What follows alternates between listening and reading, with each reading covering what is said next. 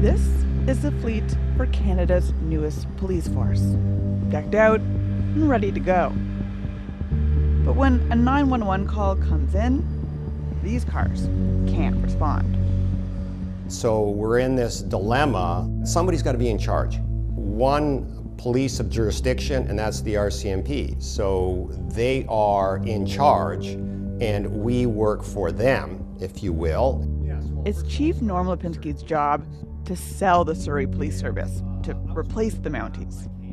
We will never win everybody over, but I do believe that we bring some goodness to this city, and we won't let this city down.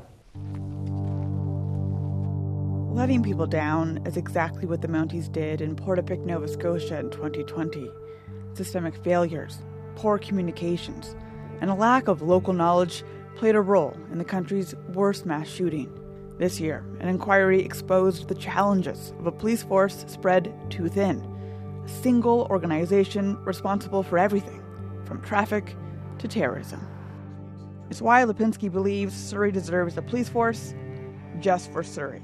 I do believe it's time to have a second look. Can they do federal policing, national security, and then do boots on the ground policing?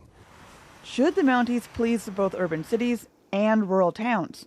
Could they focus solely on federal crimes, like the FBI?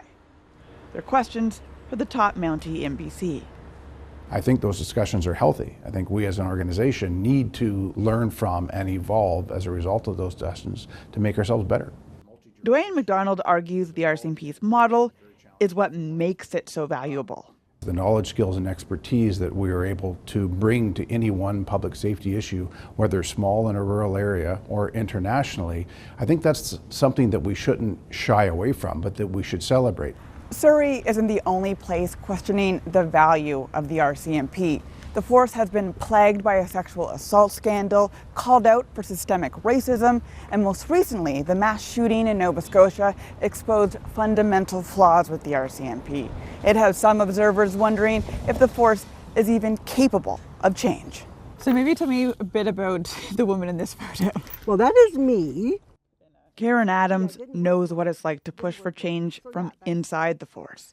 She was one of the first women ever to wear an RCMP uniform in 1974.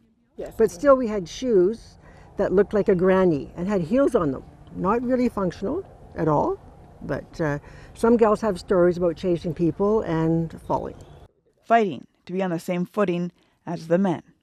I looked in the mirror, put my Stetson on, and literally cried, and saying it took 16 years for me to be deemed an equal. Oh yeah, it was heartbreaking. Sexually assaulted by a superior, she was taught to bury it. He was a corporal, and we learned in training that corporals were like mini gods. You just did what they told you to do, and you didn't question it, and you got on with your day.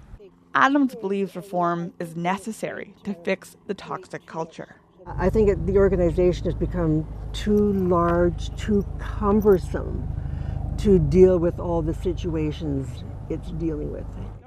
Change management was Eli Sopo's job at the RCMP, but he saw little willingness for it. The culture hasn't changed. The structure, of course, hasn't changed. The systems haven't changed. When you talk about change, we talk about a sense of urgency and a sense of purpose. Well, it seems to have no sense of urgency at the political level. He says the stakes are too high to ignore this conversation.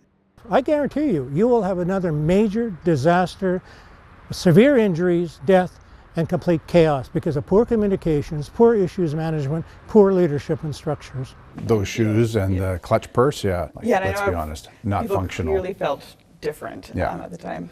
The force says it's owning up to its faults, and not just with the uniforms. We're more than willing to change, and I think we're really well positioned to succeed in the future and continuing to serve the country.